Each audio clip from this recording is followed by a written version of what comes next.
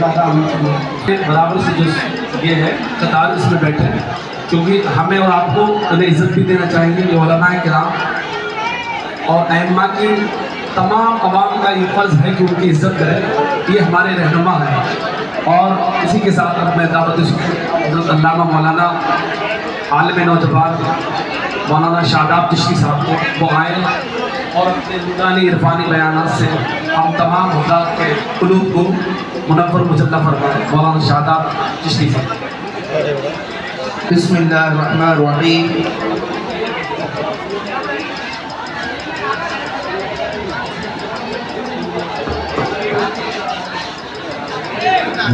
پھول میاں بھائی جو ہیں بلرام شریف کے، ان کا جو بچہ ہو گیا تھا وہ مل گیا ہے، گھر پر چلے جائیں، ان کا بچہ گھر پر چلے جائے. بسم اللہ الرحمن الرحیم. وبہ نستعین. السلام علیکم ورحمۃ اللہ تعالی وبرکاتہ. الحمد للہ رب العالمین والصلاة والسلام علی خاتم النبیین. اما بعد فاعوذ باللہ من الشیطان الرجیم. بسم اللہ الرحمن الرحیم. الا ان اولیاء اللہ لا خوف علیہم ولا هم يحزنون. صدق اللہ العظیم. پڑھیے میرے ساتھ. الصلاۃ والسلام علیک یا رسول اللہ. الصلاۃ والسلام علیک یا حبیب اللہ. الصلاۃ والسلام علیک یا نبی اللہ وعلی آلک واصحابک یا نور اللہ.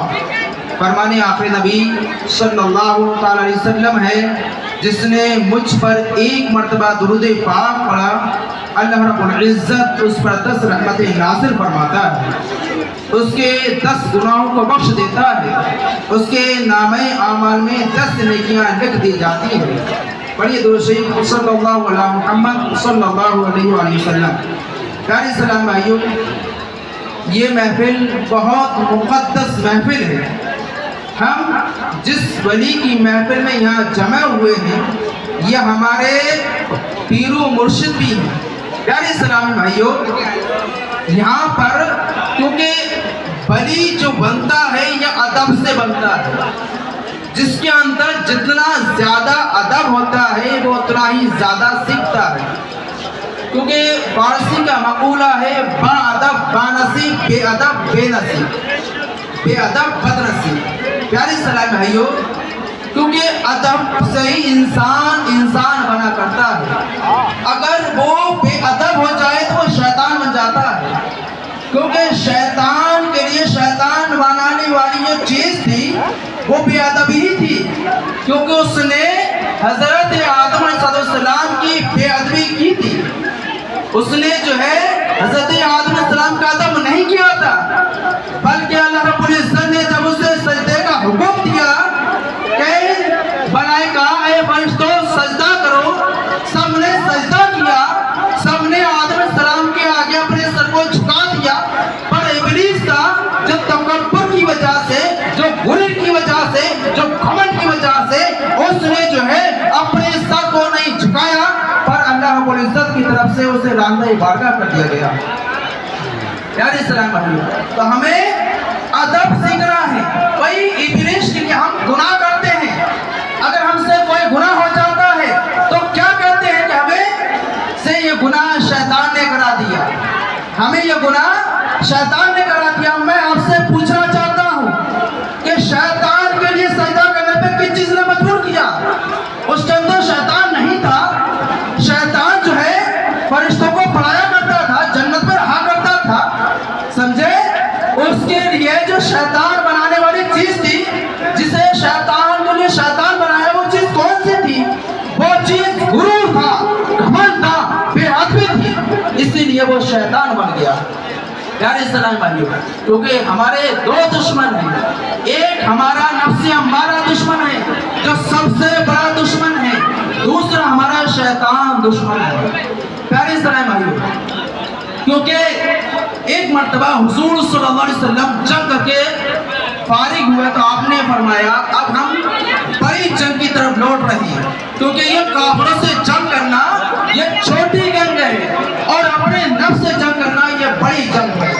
تو پیارے इस्लाम भाइयों, कुछ इंसान गुनाह वो करता है जो नफ्स की खातिर किया करता है, तो हमें जो है अपने साहिब सज्जादा का भी अदब करना है, क्योंकि साहिब जो सज्जादा हुआ करते हैं, यहाँ तक के अगर आप अपने पीर से पक्की सच्ची मोहब्बत करते हैं तो मोहब्बत का तकाजा तो यह होता है, अगर अपने पीर के गलियों का कोई टुकड़ा भी हुआ करता है तो उसे भी लोग छुआ करते हैं।